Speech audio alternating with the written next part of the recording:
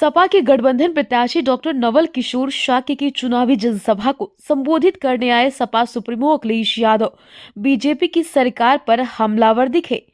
उन्होंने कहा कि बीजेपी सरकार ने नौजवानों और किसानों के भविष्य को खराब किया है। युवा और किसान सरकार बदलने का मन बना चुका है।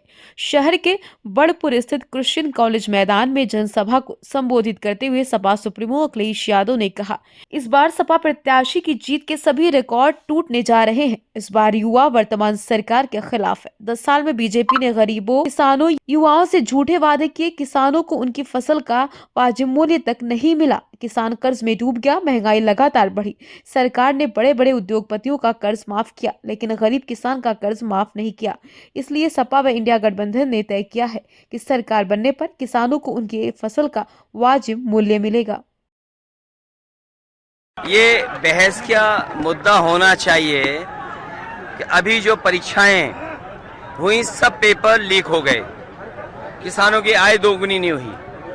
और सबसे बड़ा सवाल ये है कि भारतीय जनता पार्टी आरक्षण और संविधान को खत्म करना चाहती है। जो लोग संविधान और आरक्षण को बचाना चाहते हैं वो अपना वोट खराब न करें, समाजवादी पार्टी और इंडिया गठबंधन की मदद करें।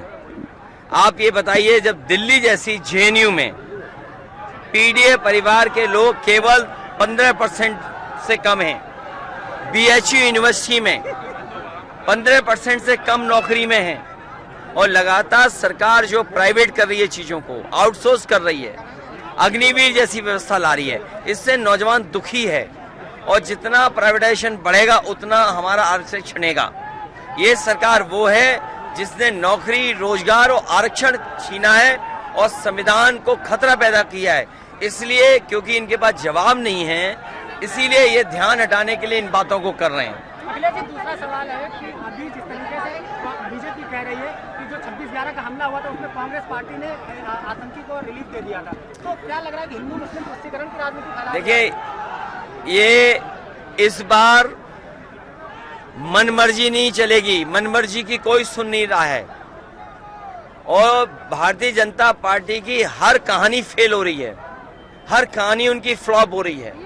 उनका हर डायलॉग जनता स्वीकार नहीं कर रही है, उनका हर डायलॉग फेल हो रहा है। वही घिसे पिटे डायलॉग जनता सुनना नहीं चाहती। वो कहानियां जो सुना चुके हैं उन पे कोई सुनने वाला नहीं है। ये जो पुरानी बातें उठा रहे हैं वो इसलिए उठा रहे हैं क्योंकि उनके पास जनता को बताने के लिए, कहने के लिए कुछ नहीं है। किसान दुखी है, आय दोगुनी नहीं हुई, माँ गंगा साफ नहीं हुई। आप तो फरक्काबाद में रहते, गंगा के किनारे के लोग हैं, हम भी कन्नौज के क्षेत्र के गंगा के किनारे के लोग हैं। बताओ, काली नदी की पूरी गंदगी गंगा में गिर रही कि नहीं गिर रही? आपके फरक्काबाद में जो कभी फिल्टर प्लांट लगना था वो आज भी पूरा नहीं हुआ है, आधा अधूरा पड़ा है। सब नाले कहाँ जा रहे हैं? गंगा में जा रहे हैं।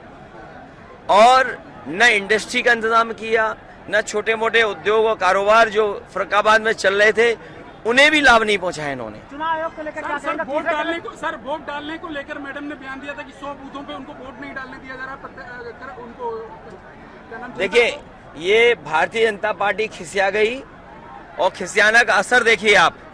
संभल में पुलिस लगा करके वोट रोक रहे थे। पुलिस प्रशासन, चुनाव आयोग का काम यह कि ज्यादा से ज्यादा वोट पड़े, लेकिन जब वो खिसिया गए तो पुलिस को आगे कर दिए। और जो समाजवादियों के पक्के बूथ थे वहां तक भी गड़बड़ी करना चाहते थे, लेकिन मुझे खुशी है इस बात की कि समाजवादी कार्यकर्ता ना झुका ना डरा, पूरी जिम्मेदारी के साथ पूरे दिन वोट डालता रहा। उसका परिणाम ये हुआ कि भारतीय जनता पार्टी हार रही है। आपके बगल में बताओ, आमला है, हार गए कि नहीं हार गए? भारतीय जनता पार्टी के लोग बदायूं हार गए, मैनपुरी हार गए, संभल जहां लाठी चलवा रहे थे, पुलिस से घेराबंदी कर रहे थे, वो भी हार गए। और पुलिस और ये अग्निवीर, ये जो पुलिस वाले, खाकी वर्दी वाले सोच रहे हैं कि उनकी नौकरी नहीं होगी 3 साल की, इन्हें नौकरी से निकाल देंगे और हो सकता है इनकी भी 3 साल की नौकरी कर दें। अखिलेश जी, तीसरे चरण के चुनाव को किस तरीके से देखते हैं? क्या लग रहा है, सरकार आ रही है? सरकार इंडिया की आ रही है, समाजवादियों की मिलकर के आ रही है, और बीजेपी की विदाई है, और विदाई उनके भाषणों में नजर आ रही है। क्या उनके भाषण नहीं बदल गए? बताइए, जो लखनऊ वाले हैं इनके भाषण ही सुन लो आप। लखनऊ वालों का भाषण क्या है? और जो दिल्ली से आते हैं उनके भाषण क्या हैं? तो जिनके भाषणों में ही रुझान आ रहा है हार का, तो जनता इन्हें हरा चुकी है।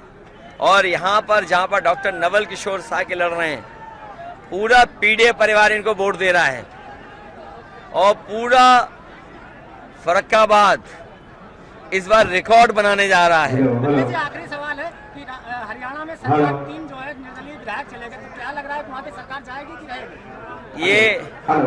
ये तो हरियाणा की बात कर रहे हो।